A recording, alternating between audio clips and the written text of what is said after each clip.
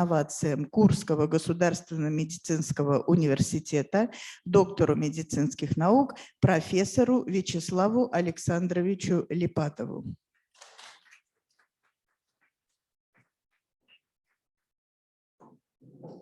Здравствуйте, дорогие коллеги. Сегодня у нас очередной праздник, весна, и в очередной раз мы собираемся для того, чтобы подвести итоги нашей с вами работы на протяжении учебного года.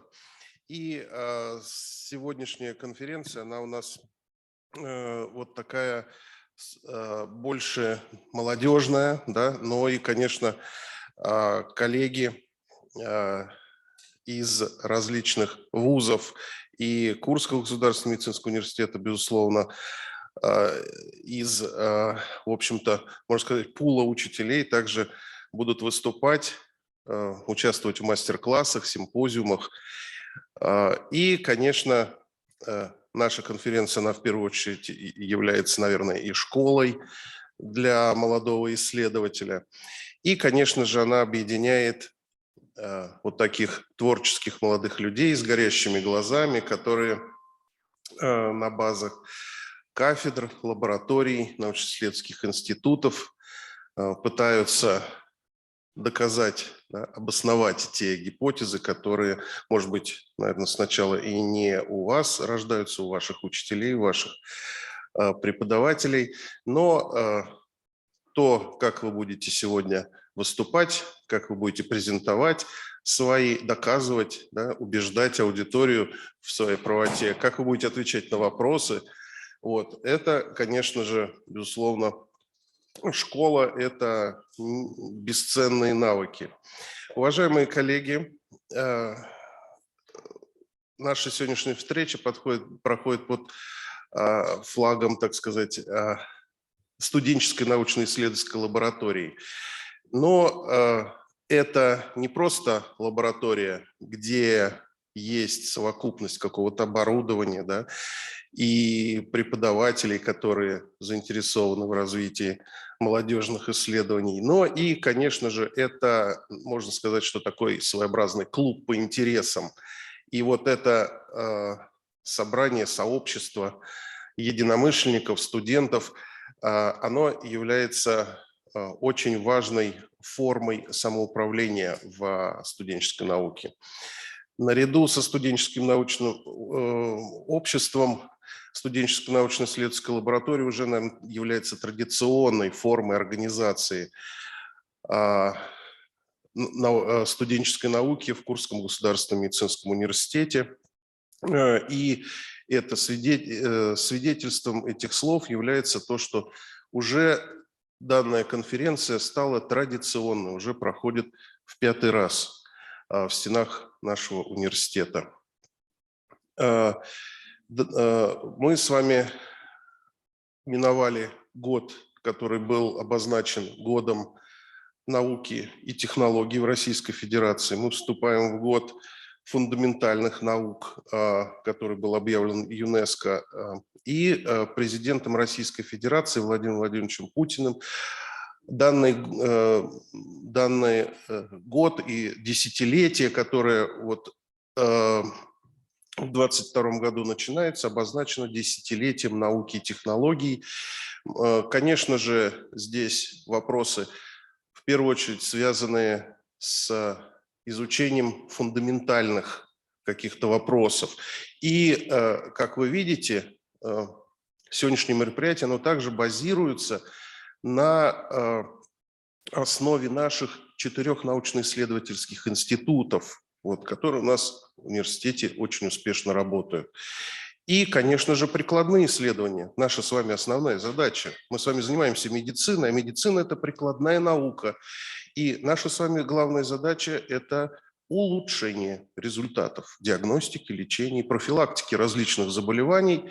Наш с вами главный эффектор – это пациент. Ради пациента мы с вами занимаемся наукой. И, конечно, вы можете видеть то, что каждый божий день появляются новшества, которые, в общем-то, являются результатом этих исследований, направленных на улучшение нашей с вами клинической работы. Вот. И кто дает эти новшества? Конечно же, ученые. Где они разрабатываются? В лабораториях. И, конечно, то, что университеты, кафедры и Курского университета, и других университетов дают возможность студентам приобщиться к этому процессу прогресса в медицине, это очень замечательно. Очень замечательно также, что и у студентов, которые занимаются наукой, формируются навыки проведения научных исследований. Это очень важный компонент в современном университете образовательного процесса.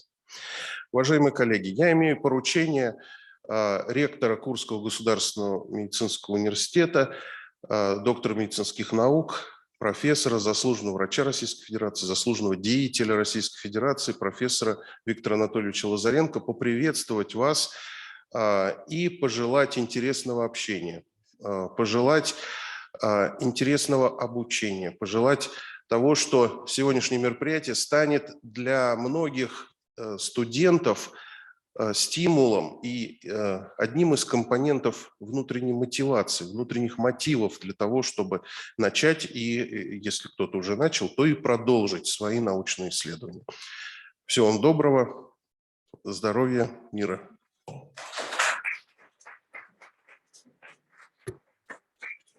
Спасибо огромное, Вячеслав Александрович. Слово для приветствия предоставляется Игорю Олеговичу Стоме, ректору Гомельского государственного медицинского университета, доктору медицинских наук, профессору Республика Беларусь. Гомельский государственный медицинский университет является соорганизатором настоящей конференции.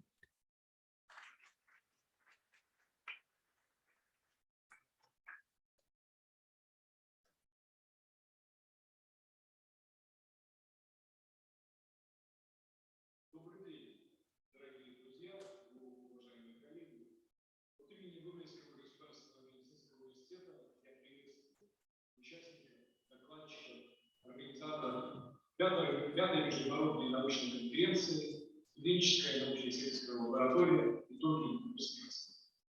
Мы очень рады отметить высокий уровень мероприятия, а также обозначить то, что именно за студенческой наукой будущее и уже настоящее современных тенденций биомедицинской исследования. Я хотелось бы отметить также то, что те доклады, которые прозвучат, и те темы, которые будут обозначены, как раз находятся на острие самого интересного, того, что может быть изучено в современных лабораториях. Я желаю всем участникам продуктивной работы, интересного общения, новых знакомств, а также мое пожелание, чтобы это мероприятие нашло свое место в полном графике научных событий Российской Федерации и Республики Беларусь. Добрый путь.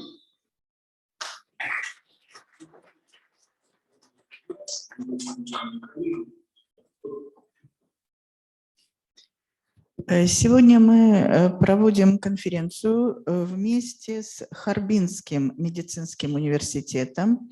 И слово для приветствия имеет Ян Либин, директор Института международного образования Харбинского медицинского университета, город Харбин, Китайская Народная Республика.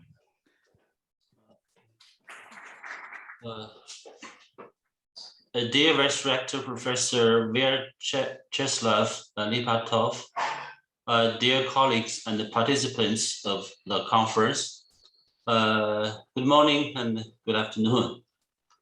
On behalf of Harbin Medical University, I would like to extend my gratitude to the colleagues from Kursk State Medical University for your efforts for this wonderful conference.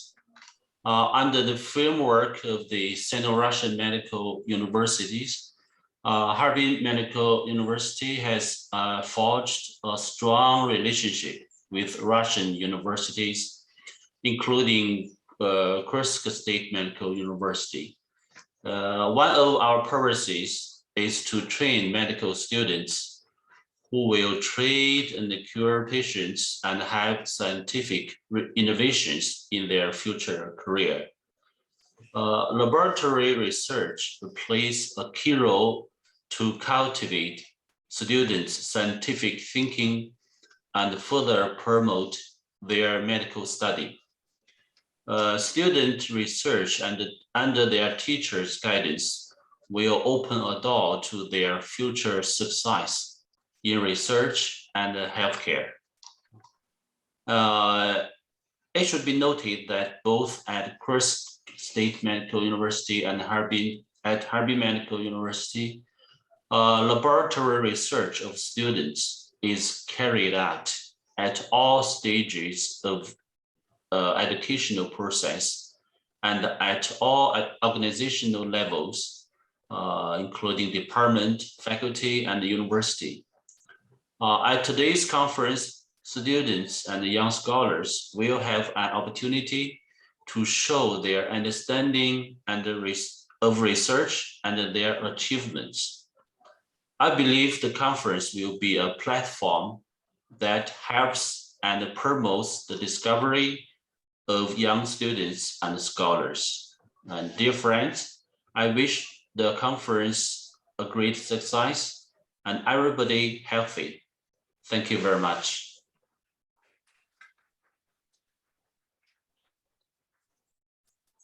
Благодарим вас. И Ташкентская медицинская академия, соорганизатор сегодняшней конференции. Это учебное заведение, с которым нас связывают многолетняя дружба, многолетнее сотрудничество. И вот сегодня снова мы вместе организуем эту конференцию. Слово для приветствия предоставляется Азизовой Фирузе Лутпилаевне, проректору по научной работе и инновациям Ташкентской медицинской академии, доктору медицинских наук, город Ташкент, Республика Узбекистан. Здравствуйте, дорогие участники, дорогие коллеги. Разрешите, позвольте приветствовать вас от имени ректора Ташкентской медицинской академии Шадманова Алишера Каюмовича, от себя лично, с открытием международной научно-практической конференции «Студенческая научно-исследовательская лаборатория. Итоги и перспективы». Конечно, проведение этого мероприятия, конференции, является на сегодняшний день актуальным и своевременным, так как на ней будут рассмотрены вопросы, представляющие интерес для современного здравоохранения в области фундаментальных наук, системы здравоохранения. И, конечно же, я хотела поблагодарить Курский государственный медицинский университет. Этот университет за предоставление возможности, за предоставление площадки и организацию этой конференции, где будут участвовать молодые студенты, магистры, молодые ученые, и где будут рассмотрены вопросы, представляющие интерес для современного здравоохранения. Конференция призвана объединять молодых ученых вокруг общего дела, тем самым формируя поле для обмена мнениями, знаниями и взаимного сотрудничества. Я также хотела поблагодарить лично Ирину Леонидовну. Ирина Леонидовна, мы сотрудничаем уже, можно сказать, не первый раз, и уже несколько мы лично встречались и организовывали конференции, на которых участвовали наши молодые ученые. Ирина Леонидовна приезжала непосредственно в Ташкентскую медицинскую академию, когда собирала информацию, информацию о деятельности великого ученого Война Ясенецкого. Мы лично встречались, и было очень приятно. И я надеюсь, что наше дальнейшее сотрудничество между Ташкентской медицинской академией и Курским государственным медицинским университетом будет еще теснее, и мы будем в дальнейшем сотрудничать больше. Я надеюсь, что вот пандемия COVID-19 скоро закончится, хотя вот в Узбекистане ситуация по COVID стабильная, и надеюсь, что у нас будут непосредственно студенческая мобильность, обмен опытом не только студентов, и молодых преподавателей, И сегодняшняя конференция тоже как бы является продолжением научного сотрудничества не только в сфере науки, и я думаю, что мы будем сотрудничать и в сфере образования. Позвольте пожелать вам сегодня хорошей, плодотворной работы. Желаю всем участникам крепкого здоровья, творческих, результативной дискуссии, активности, оптимизма и новых достижений. Спасибо большое за внимание. Желаю удачи всем участникам. Ирина Леонидовна, я думаю, что спасибо. И с вами, и с Галиной Сергеевной мы скоро, может быть, и свидимся. Будем рады вас встретить. Надеюсь, да, если нам Международный медицинский институт предоставит такую возможность. Конечно. Спасибо вам. Спасибо. Еще раз. Удачи всем. Спасибо. Спасибо. Спасибо огромное. Конференция – это всегда новые знакомства. И вот сегодня впервые в качестве партнера конференции принимает участие Институт Дальнего Востока Российской академии наук. Слово для приветствия предоставляется Бабаеву Кириллу Владимировичу, директору Института Дальнего Востока Российской академии наук, доктору филологических наук, город Москва.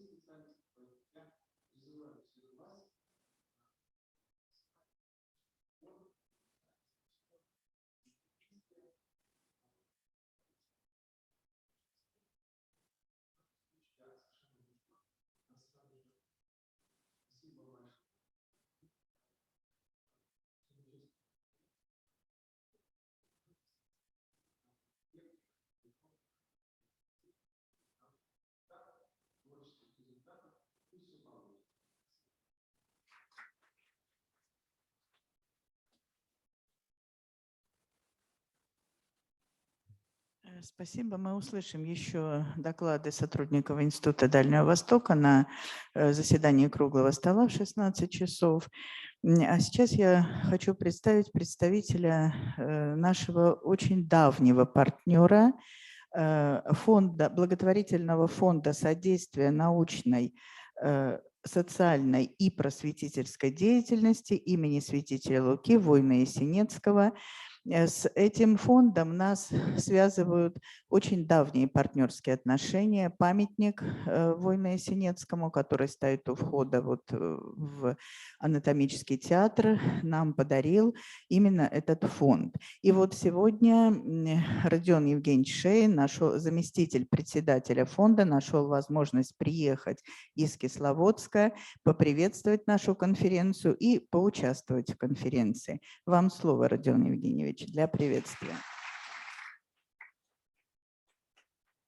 Dear colleagues, my greetings to all participants of the 5th International Scientific Conference.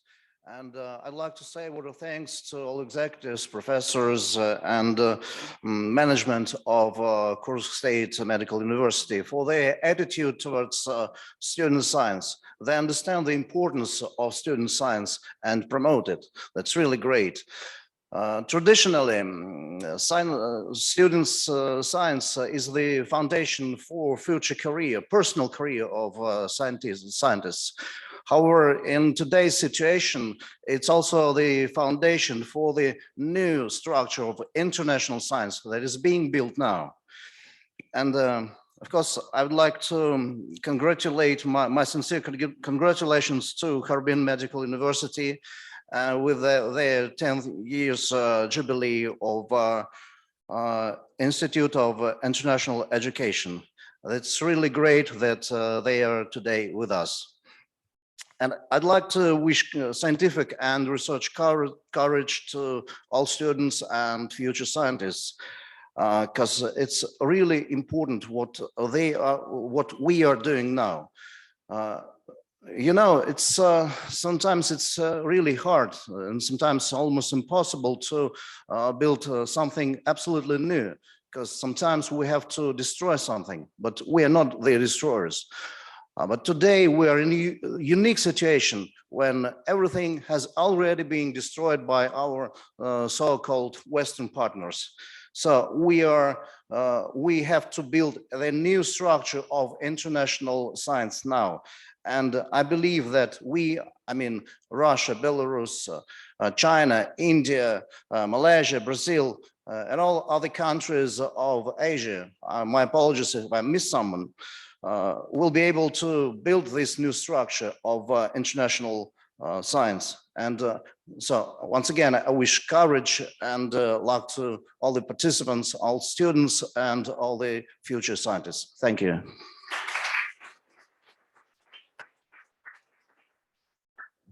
Спасибо. Наталья Курашова. Добрый день, уважаемые коллеги. Мы очень рады сегодня принять участие в этой конференции. Мы долго к этому готовились. У нас действительно юбилей, 10 лет Института международного образования Харбинского медицинского университета. Сегодня наши студенты примут участие вместе с российскими студентами в этой научной конференции. Надеюсь, что мы сегодня услышим прекрасные доклады. Я еще раз хотела бы подчеркнуть, что в Курском медицинском университете научным направлениям, научно-студенческим направлениям уделяется огромнейшее внимание, чему мы безумно рады.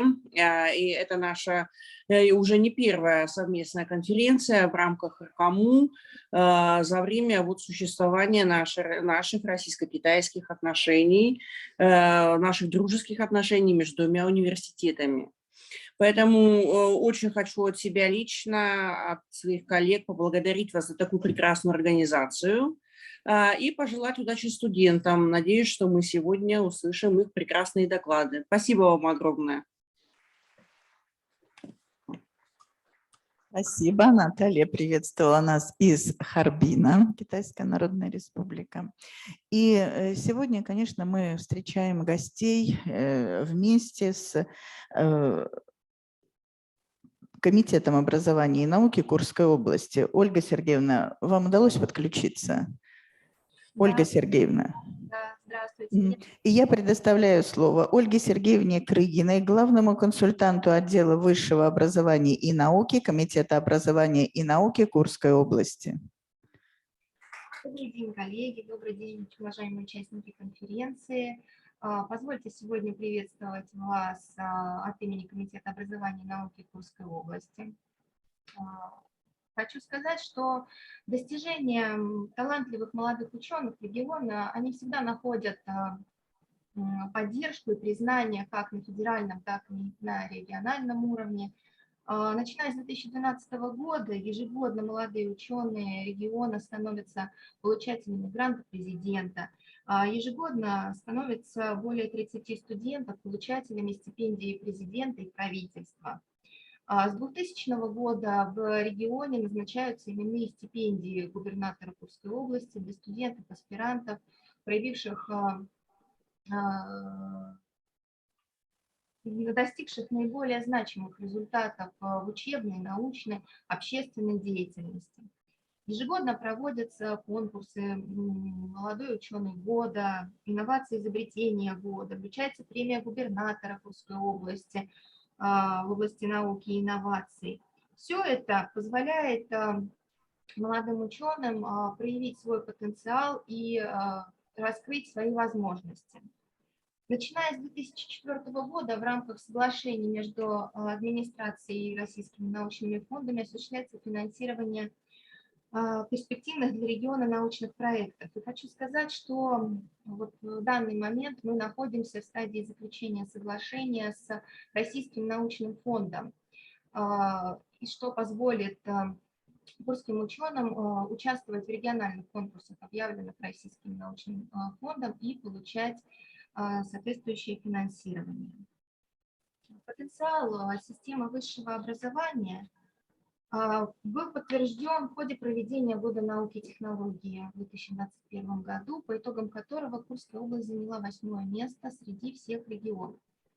И хочу сказать, что в рамках объявленного президентом десятилетия науки и технологий, которое продлится с 2022 года по 2031 год, мы будем прилагать все усилия. Надеемся на вашу поддержку и посильную помощь в том, чтобы Курская область не потеряла свои позиции, возможно, их улучшила и достойным образом продемонстрировала научный потенциал, который у нас есть. Сегодня желаю вам продуктивной работы, новых идей, новых знакомств и удачного дня.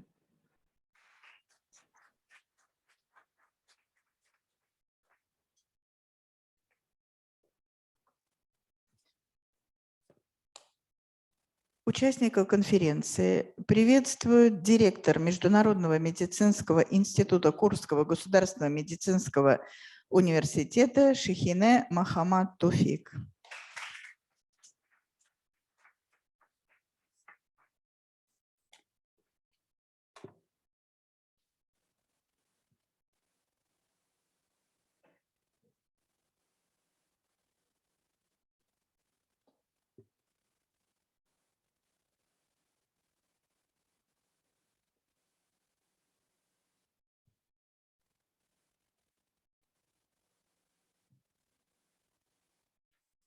Good morning, dear colleagues, students. Good evening, our friends from Uzbekistan, China, Vladivostok. First of all, I would like to welcome all participants to today's conference, wishing you all fruitful interactions. Special thanks to our international partners, the co-organizers of today's conference, Harbin Medical University, Gomel State Medical University, Tashkent Medical Academy. And let me introduce the feature of internationalization and export of medical education at Kursk State Medical University. KSMU is actively implementing the process of integration into the world educational space. Thanks to the development strategy of KSMU, we have managed to extend the geography of medical education export to 72 countries. Currently, international cooperation is carried out on the basis of agreements with 50 foreign educational and scientific organizations and clinics. 9 leading areas of international cooperation continue to be at KSMU, as you can see in this slide. In 2021, we reached agreement with Charisma University of the Caribbean on the issuance of additional master's degree in public health to KSMU graduates of the general medicine. In 2021, 7 cooperation agreements were signed. The university pays great attention to the scientific competence of the international cooperation. Yearly KSMU conferences attended by more than 25 countries and 23 regions of the Russian Federation. Among attendees, representatives of the Russian Federation and international ministries, as well as Russian and international educational and scientific organizations. KSMU has sufficiently developed the infrastructure that meets modern international standard for conducting scientific research at the basis of 4 research institutes and laboratories. Webinars are held quarterly to attract KSMU international students to be scientific work. An elective course in English, Fundamentals of Experimental Research for students, has been developed at KSMU. One of the most important aspects of the process of internationalization of Russian educational organizations is the international academic exchange of students and staff. As you see in the slide, in 2021, KSMU managed to continue its international exchange policies. Currently, 5 foreign teachers work at KSMU.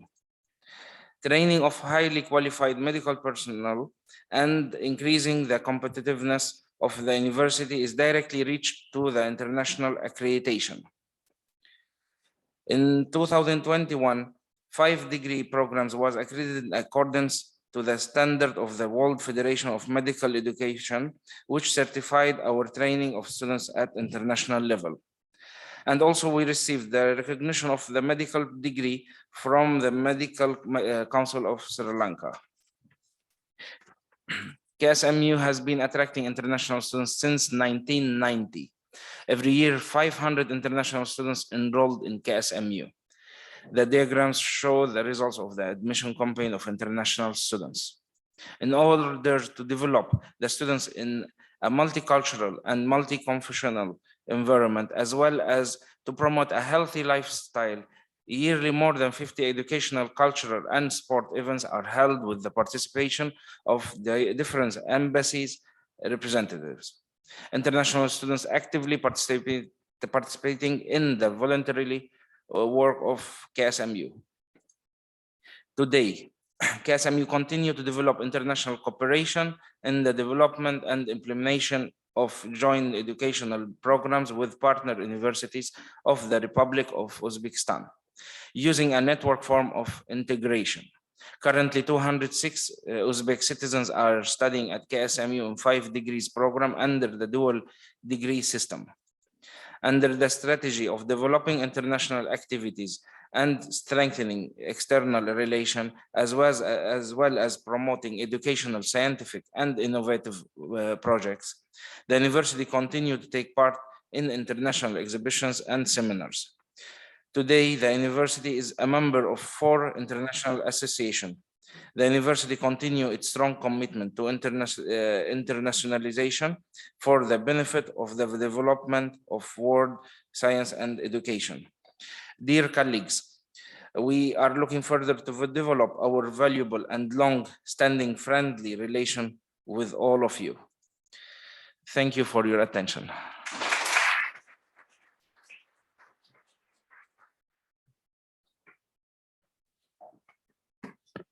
Спасибо. Спасибо огромное за приветствие, за такие теплые слова, которые сказаны в адрес участника конференции. Я надеюсь, что сегодня нам удастся плодотворно, интересно поработать.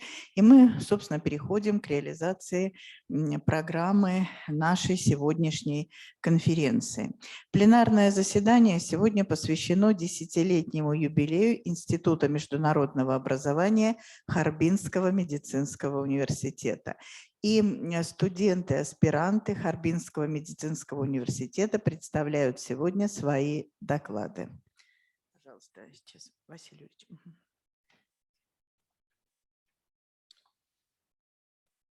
Итак, первый доклад представляет студент Харбинского медицинского университета Ли Кви.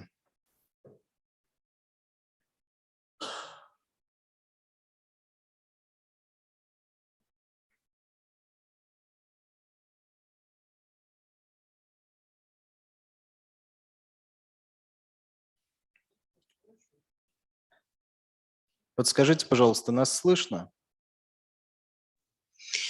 Да, слышно. 齐磊同学，是不是你实际准备好了吧？ Yes, I share my screen. Okay. Can you see it? Okay. Hello, thank you. It's a great honor to have the opportunity to participate in this international scientific conference. My name is Qi Lei. The title of my presentation is the mechanisms of sodium salinate against cervical cancer in vivo and vitro. I will introduce my topic from 4 parts. Let's move on the first part. Cervical cancer is the 4th most common malignancy in Chinese women. HPV infection is a major risk factor. Patients with recurrent and metastatic cervical cancer are rarely treated effectively. Selenium is an essential trace element with vital biological functions. Selenium supplementation can inhibit the growth of various cancer cell types. Studies on the anti-cancer effects of selenium have utilized the supernutritional doses of sodium salinate, which was abbreviated to SS. Its role on cervical cancer and the underlying mechanisms remain largely unknown. Cancer cells exhibit elevated RS generation rates owing to the accelerated metabolism necessary to maintain repeat growth. To keep the oxidative homeostasis, selenium significantly increased accumulated in tumor tissue for synthesizing antioxidant enzymes, such as glutathione peroxidase. However, there has been no report on selenium levels increase in organs and tumor tissue after supernutritional doses of SS supplementation. Therefore, in this study, we evaluated the effects of SS on tumor growth in HeLa cell xenograft in female nude mice and assessed its safety. We further explored the probable mechanism in HeLa and CHA cell lines in vitro by using RNA sequencing bioinformatics and molecular biological techniques. The second part is the methods I used in this study. In vitro, the methods including xenograft mode, immunohistochemistry, histopathology, selenium concentration detection, and biochemical analysis. In vitro, we use methods including CCK8 for cell variability assay, cell cycle apoptosis and RS level detection, RNA sequencing, and so on. I will introduce the methods in detail in the results section. As shown in the picture, tumor xenografts modes were established with HeLa cells in mice. After tumor volume grown to 50 to 100 cubic millimeter, the mice were randomly divided into two groups. Then intraperitoneally injected with sanitary saline or SS 3 milligram per kilogram for every other day for 14 days. The mice were sacrificed and the tumor and the liver, kidney, blood were collected. Compared with the control group, the tumor showed retreated growth and smaller in size. Decreased the weight of the xenograft, and reduced the expression of Ki67 after SS treatment. We examined the organs' selenium levels by atomic fluorescent photometer. We found that selenium levels were significantly increased in liver, kidney, and tumor tissue. Concentration in the liver and kidney increased more profoundly. It may be the liver acting as a center of selenium metabolism and the kidney synthesizing glutathione peroxidase. To clarify whether SS supplementation damages the liver and kidney function, we applied several chemistry such as AST, ALT, urea, and creatine, glucose, and total protein were no affected by SS. And no obvious adverse effects were observed in H&E stand liver and kidney after SS treatment. In vitro study, CCK8 assay showed that the growth of the cell was inhibited significantly by SS in a dose-dependent manner. To verify whether the growth suppression caused by SS were related to cell cycle arrest and apoptosis, we measured them by flow cytometer. We can see in the picture the percentage proportion of S-phase cells and the proportion of cells with anything V positive was significantly increased after SS treatment. We further explored the anti-cancer effect of SS by RNA sequencing. In total, 847 different expression genes were identified. Goal enrichment analysis revealed multiple terms were associated with apoptosis, anti-proliferation, and cell cycle arrest. KGG enrichment analysis revealed that FOXO, P53 and apoptosis signaling pathway were highly upregulated. We also visualized the main influential pathways using cytoscape software. We found many interactions of different expression genes in the FOXO P53 signaling pathway, which are which related to the cell cycle. We observed a significant increase after SS treatment in the transcriptional levels of FOXO3, which is a key molecule in the FOXO signaling pathway, and be verified by qRT-PCR. However, TP53 expression was not altered. Therefore, we focus on validating FOXO signaling pathway. The protein level of FOXO3 and his downstream GAD45A, which significantly altered as shown in the volcano map, and related to apoptosis and cell cycle S-phase arrest. Both of them were considerably increased in HeLa and CeHa.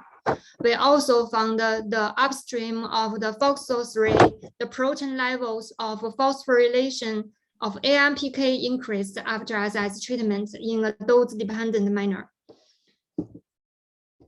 In the next experiment, we want to clarify whether SS was play a per-oxidant role. So we measured the RS level as illustrated in picture. After SS treatment, the RS levels increased dramatically. Microscopic observation revealed numerous vehicles generated. TM examination exhibit ruptured cell membranes, loosened cytoplasma, and swollen mitochondria, which we further found mitochondrial function damaged by SS intervention through JC1 staining. Next, we want to figure out whether RS plays an important role in SS against cervical cancer. We tested the effect of the specific RS scavenger NAC. The result showed that NAC effectively reversed the growth inhibition caused by SS treatment and reduced the SS-induced PMPK, FOXO3, GAD45A upregulation in HeLa and CeHa. In the last part, altogether, we observed that SS inhibited the growth of cervical cancer transplants in female nude mice with no obvious liver and kidney toxicity. The selenium level was a significant increase in tumor tissue. The mechanism of its anti-cancer effect may be that SS boosts intracellular RS generation and impairs mitochondrial function, which in turn activates the AMPK, FOXO3, GAD45A pathway, ultimately causing cell cycle arrest and apoptosis. Thank you for being so attentive. I hope that was clear. If you do have any question, I will do my best to answer them. Thank you.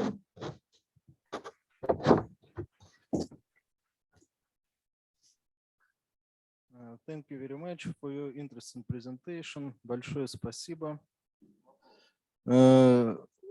Вопросы, кто бы хотел задать? Профессор Артюшкова Елена Борисовна. Елена Борисовна, выходите сюда лучше.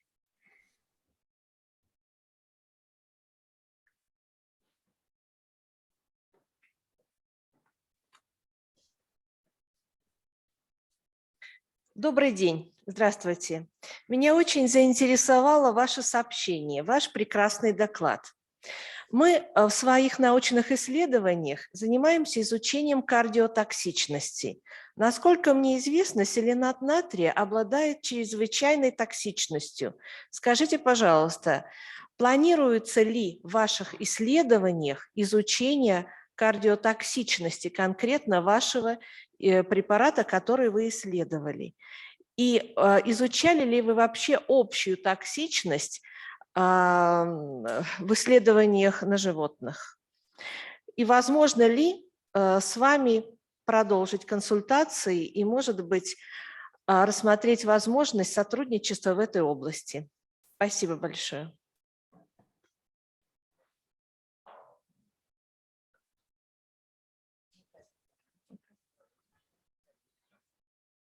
Translation. Перевод же должен быть.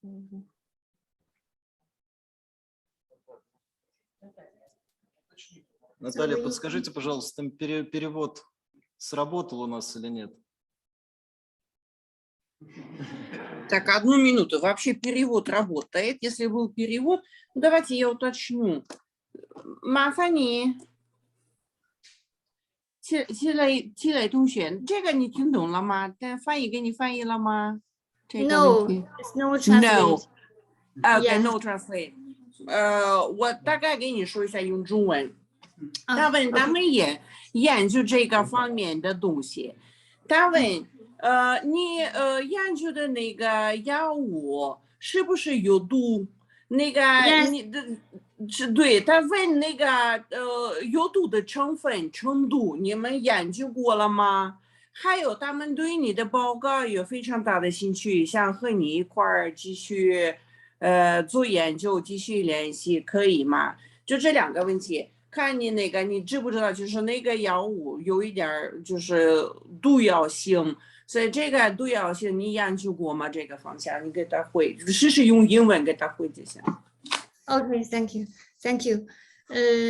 Sodium salinate is a inorganic selenium, and the dose of this study used 3 milligram per kilogram. It's based on the Professor Xu in the Union Hospital for Variety Cancer Treatment. And in this study, we used serum biochemistry, such as liver and kidney functions, including AST, ALT. And we also used the H and E stain. We not found obvious adverse effect on liver and kidney.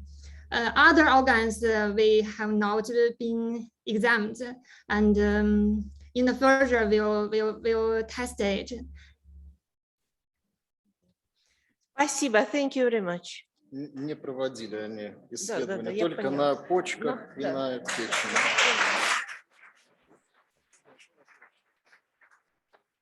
One more question, if you don't mind.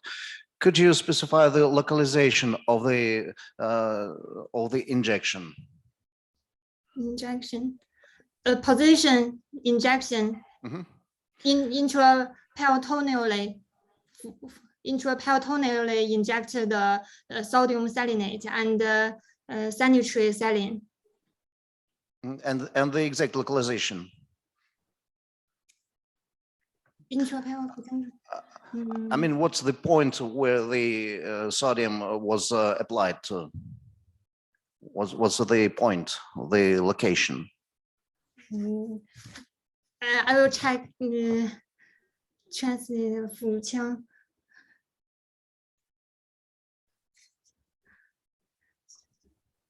This is a medical word. Belly, I right? can. Or the arms?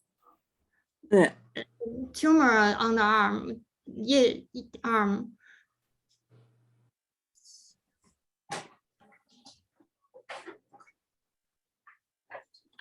说中文也行。 Okay, I mean, 在右下腹腔，右下腹腔注射。右下腹腔，yes, right, 对 ，right side.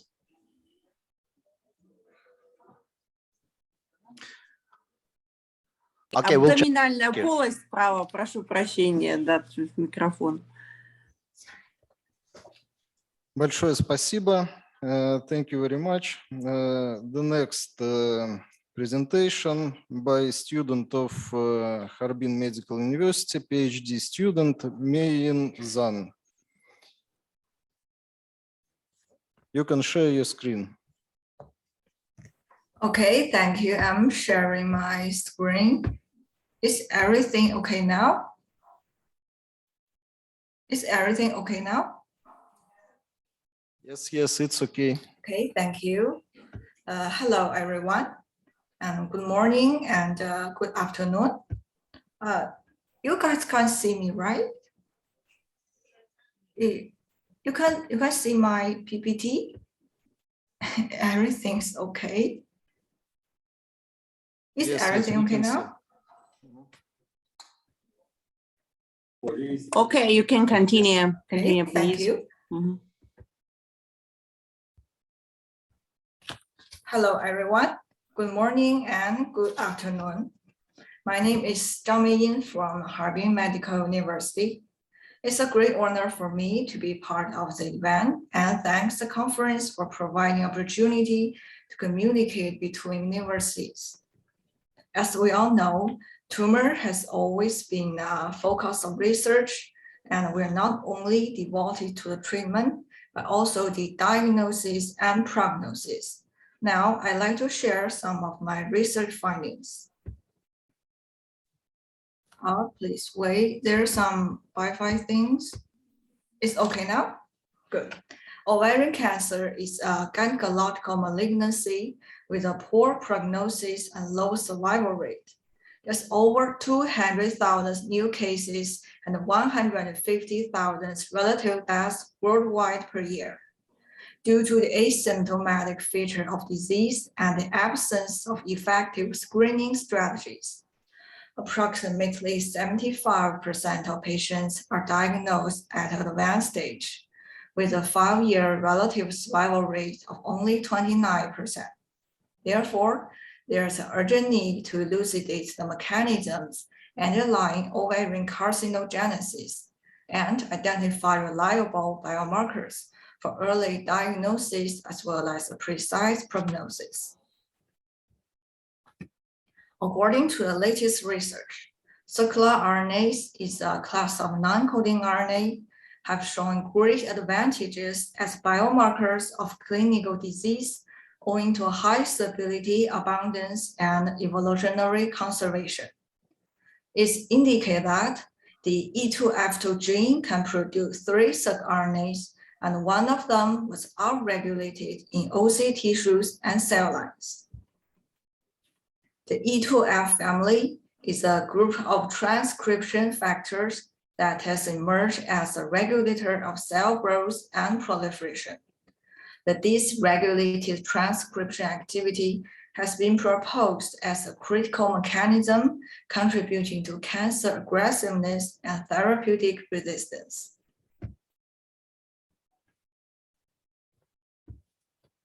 We're aimed to investigate whether this RNA will be involved in the OC tumor genesis. So after lots of work, the results are as follows. It's been shown that one of the circRNAs is upregulated in OC tissues and cell lines, and the high circ-E2F2 expression was associated with poor survival in patients. The preliminary bioinformatic analysis showed that the E2F2 gene can produce 3 circular RNAs, these 1, 2, 3, by comparing the expression level of the circRNAs in 70 pairs of ovarian tumor tissue specimens and adjacent non-cancerous tissue samples. We found that number 3 was significantly upregulated in tumor tissues. We further categorized patients into low and high circ-E2F2 expression groups. The Kaplan-Meier survival analysis showed that the high circ-E2F2 expression was correlated with poor survival in patients. Then we compared the level of circular and linear E2F2 in the normal cells and OC cells. The upregulation in both of them was observed in the 6 OC cell lines in comparison to the normal ones. These findings suggest that the high circ-E2F2 expression may exert a non-cogenic effect on the progression of ovarian cancer. To examine the effect of circ-E2F2 expression on OC cell growth and proliferation, we evaluated cell viability and colony formation capacity following transfection. The knockdown of SIRC-E2F2 reduced cell viability and impeded colony formation in both cell lines. Moreover, the knockdown of SIRC-E2F2 delayed tumor growth in a mouse xenograft model. Mice inoculated with the transfect cells showed reduced tumor volume and lower tumor weight compared to the control group. The results show that SIRC-E2F2 is essential for OC cell proliferation and tumor growth in vivo. To investigate whether the circRNA would affect the expression of E2F2, we first measured the expression level of them in ovarian tumor tissues. The messenger RNA level in tissue was higher than that in the peri-tumor normal tissues. The coefficient analysis indicate a positive correlation between the expression levels of circular RNA and its corresponding messenger RNA. Moreover, the half-life of the mRNA with insufficient SIRC-E2F2 expression was shorter than that in the control group. Therefore, we assume that circRNA E2F2 may play an indispensable role in stabilizing the messenger RNA in OC cells. This is a web tool that analyzes RNA binding protein and the binding sites on human circRNAs. The analysis predicts that there were potential binding sites for each UR protein within SIRC-E2F2.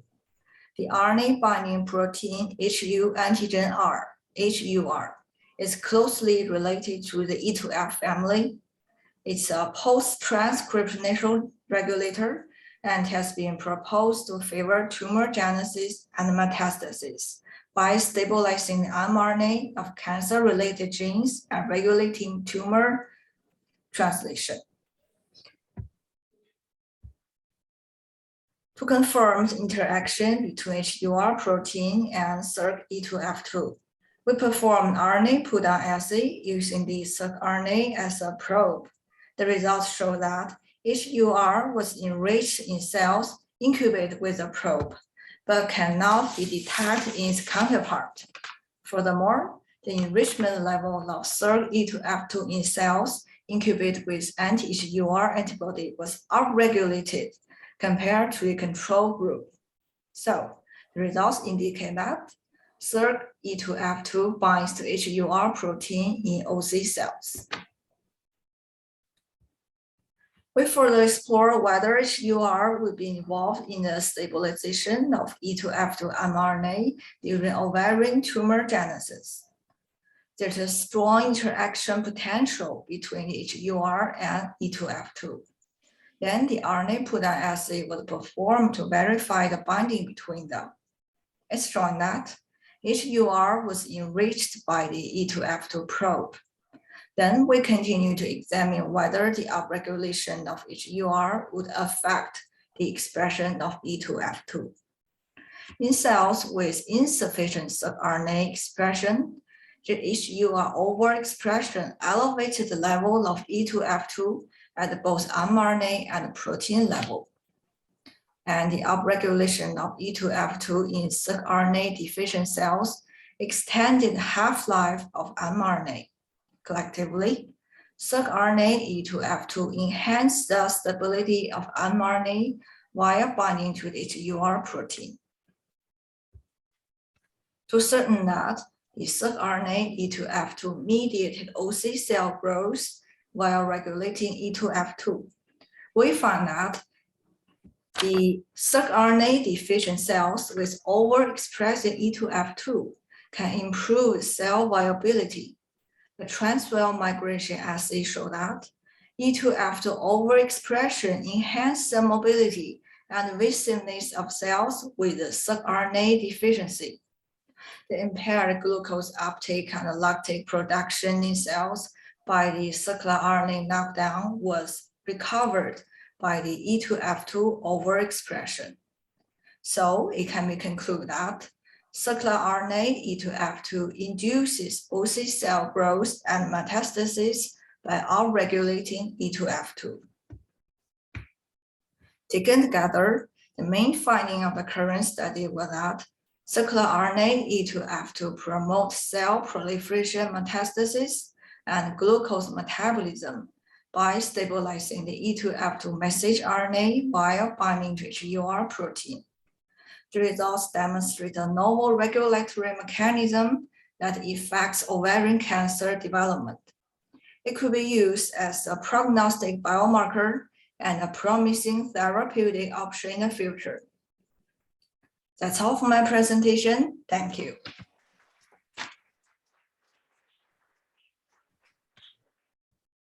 Thank you very much. Кто хочет задать вопросы докладчику? Sorry, there's no translation. Could you please in English? Thank you. Can you tell about practical Okay, thank you for listening. Practical part of your presentation, how we can use results of your research in practical medicine? Yes, our aim is to find a biomarker for early diagnosis in patients. Although lots of them, if they're in sick, they can find it early enough to come to the hospital and get proper treatment. Our aim to help them find earlier and suffer less from the complication after surgery or chemotherapy. Our aim to help them find earlier and diagnose earlier. That's our aim, and we are working for that. Thank you. Thank you very much. You can close your presentation and share your screen. Okay, thank you all. Thank you. Так, следующий доклад у нас представит представитель Курского государственного медицинского университета Смахтина Ангелина Михайловна, студент 5-го курса 3-й группы лечебного факультета. Ангелина Михайловна, прошу.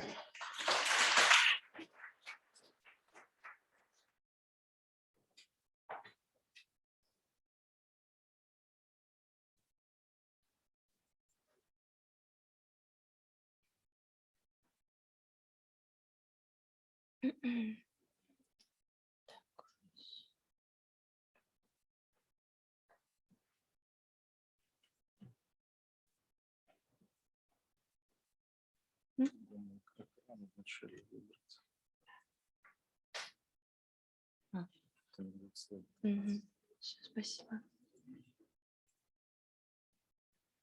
Dear colleagues, the topic of my report is the experimental study of cardiotoxicity of monoclonal antibodies on the example of bevacizumab.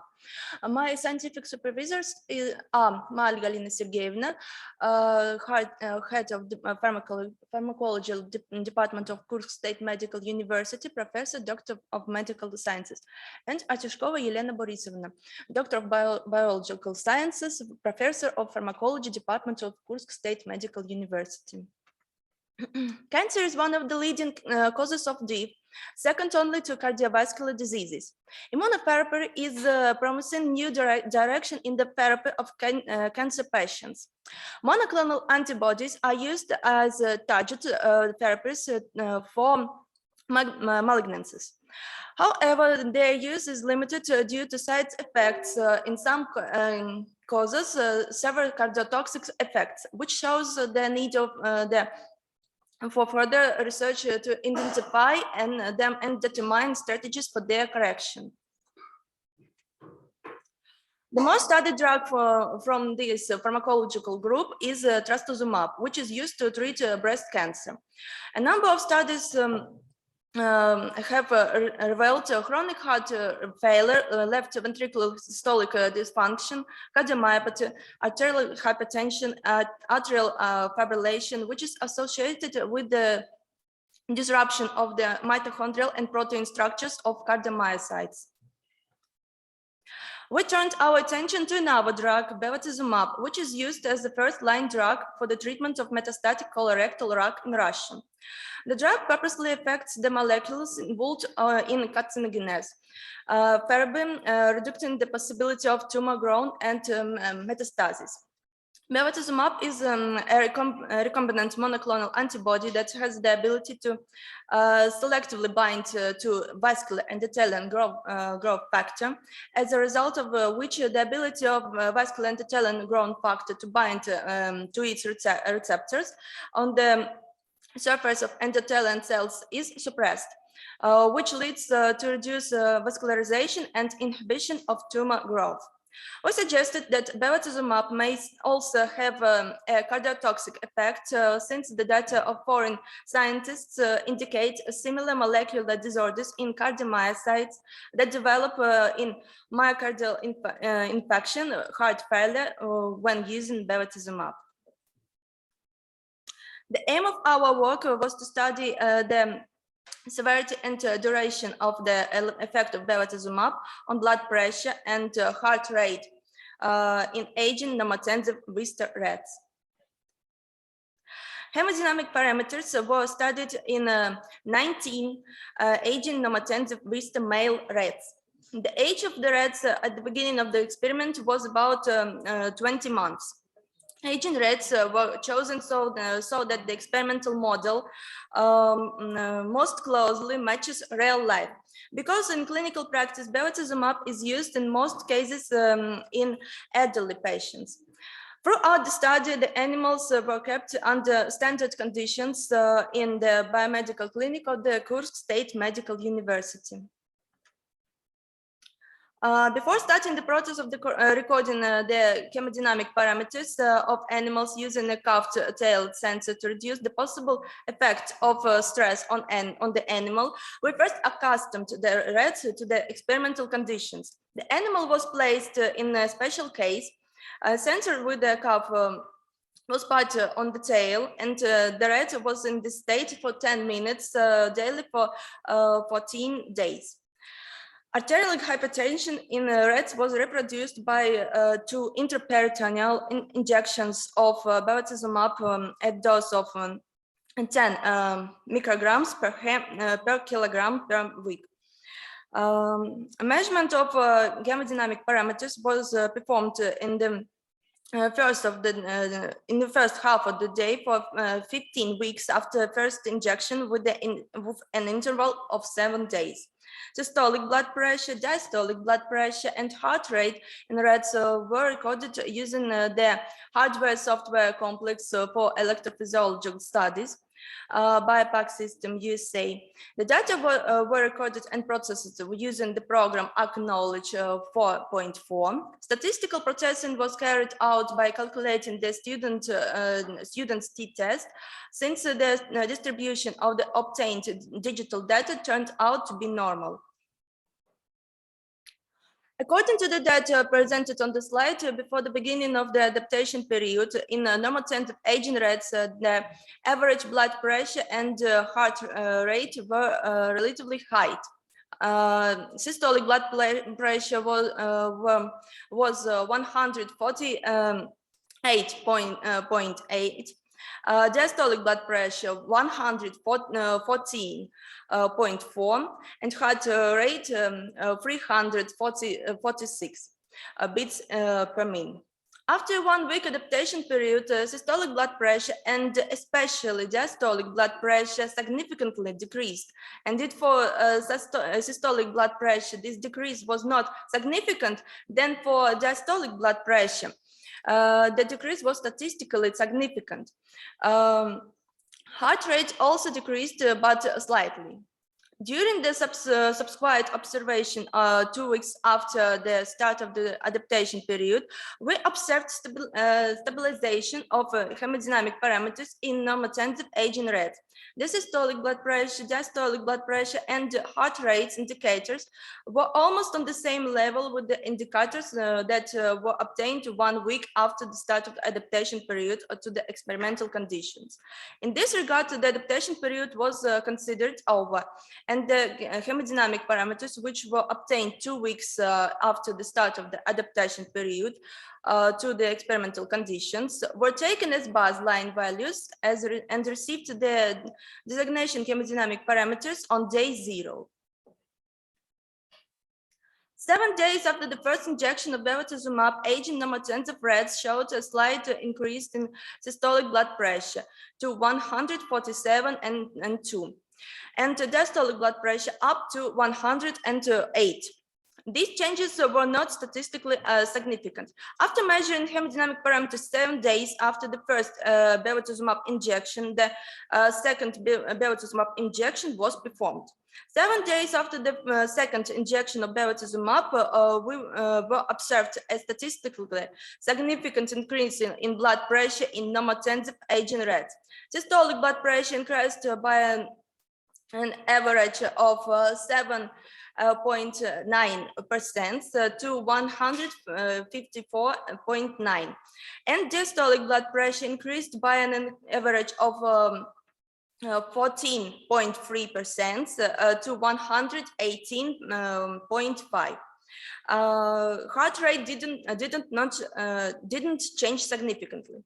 In some quiet measurement of hemodynamics in experimental animals, a further increase in systolic blood pressure and diastolic blood pressure was observed without a significant change in heart rate, and the maximum values of pressure in aging normotensive rats reached 6 weeks after the first injection of bevacizumab. Systolic blood pressure increased to an average of 163/9, and diastolic blood pressure to 123/2. The heart rate in turn remained practically unchanged, which may indicate that a leading role in the pathogenesis of the development of hypertension under the influence of an increase in the tone of peripheral vessels. Further weekly hemodynamic measurement in normotensive aging rats demonstrated that the increase in blood pressure induced by 2 injections of bevacizumab at a dose of 10 microgram per kilogram at a weekly interval causes a long-term persistent increase in pressure in experimental animals for 10 weeks from the second to the 12th week after the first injection. A double intraperitoneal injection of bevacizumab at a dose 10 microgram per kilogram causes the development of arterial hypertension in normotensive aging visitor rats. Hypertension in normotensive aging visitor rats caused by a double intraperitoneal injection of bevacizumab is reversible and has a duration of at least 11 weeks. The result of this study can be used to experimental search for the most optimal systems for reducing the cardiotoxicity of bevacizumab. Thank you for your attention.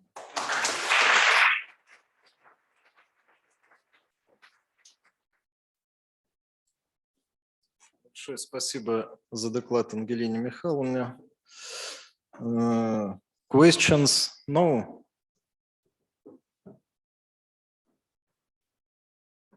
Разрешите, я тогда один вопрос задам. Почему выбор пал у вас именно на бевацизумаб и с дозами, как дело обстояло? То есть вы брали стандартные дозы или пересчитывали их как-то на животных? Вот каким образом? Пересчитывали, конечно.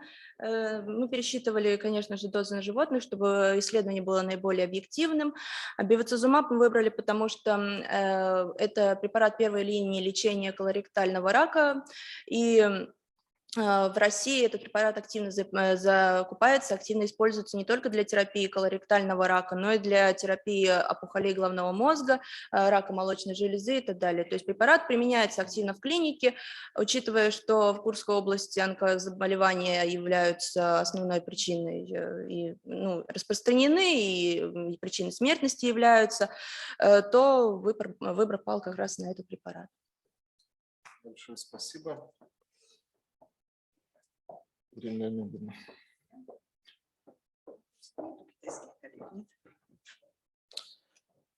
Dear colleagues from China, do you have any questions?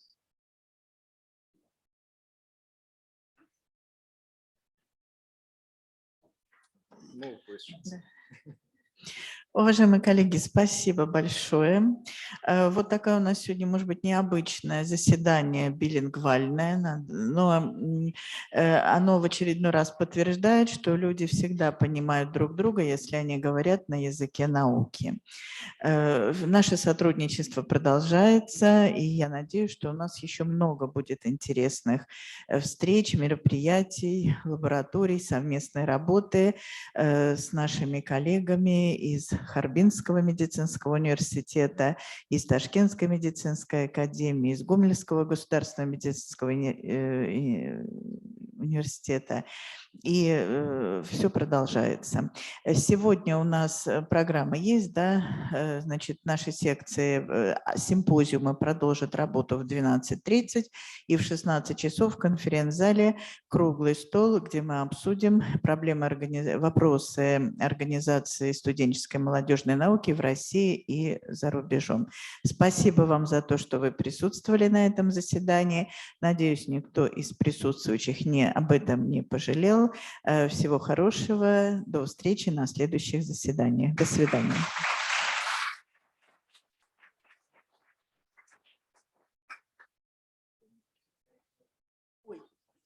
Наталья, нет? Наталья, слушаю. Вы хотели что-то сказать? Нет, как-то нажалась, и я тут... Наталья, спасибо вам огромное. Спасибо вам огромное. Спасибо вам большое. Да, мы через час до новых встреч. Будем уже онлайн. Да.